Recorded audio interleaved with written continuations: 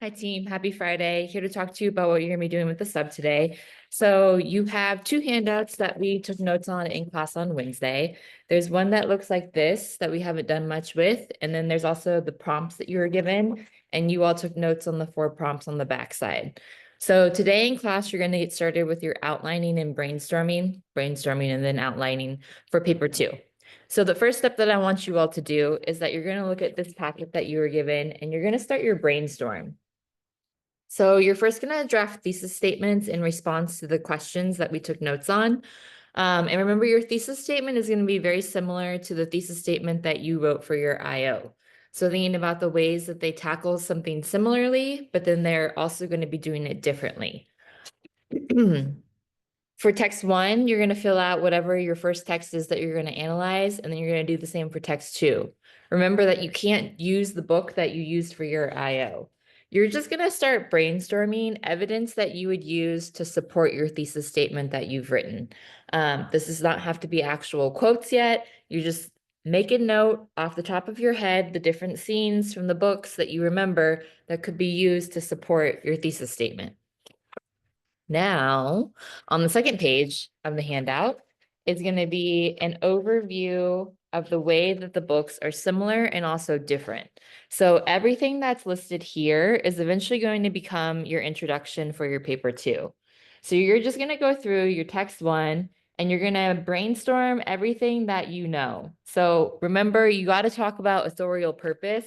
So when it talks about context and intended audience, you have to maybe go back through your notes and be able to identify when was the book written and then who was the author writing for at the time. So like anyone can actually read the book, but the intended audience is going to be someone very specific. So for example, Frankenstein, anyone could read Frankenstein, but when Mary Shelley was writing the book, she was writing for this very specific audience, people who would maybe sympathize or side with people like Victor. So she was writing for these people who believed very strongly in science, to caution them of what could potentially happen if they dedicated all of their time and attention to science. Um, okay, so you're going to fill out all of the boxes in each column for each text.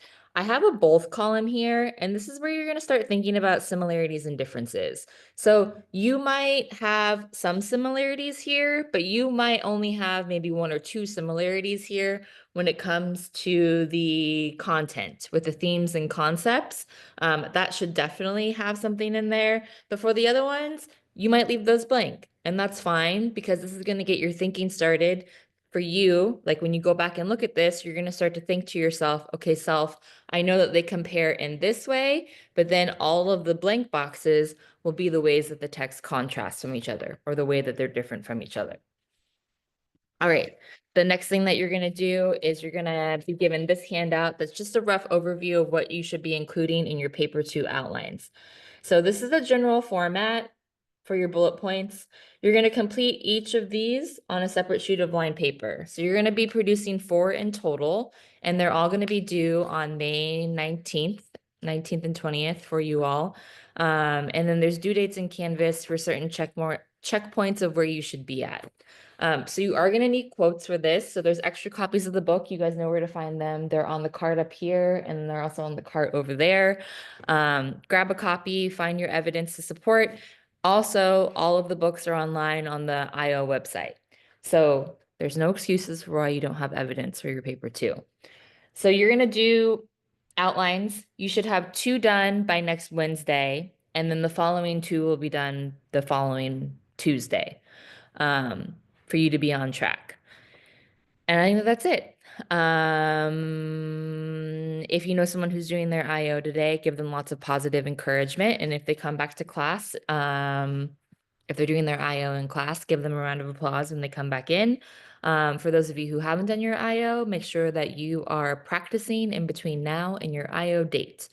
Good job to everyone who's turned their stuff in on time. I'm super proud of you. I know that this assessment is not easy, but I also know that you're all very capable of doing it. All right. Hope you have a good weekend. Be nice to the sub. Be nice to each other. Be nice to yourself. Bye-bye.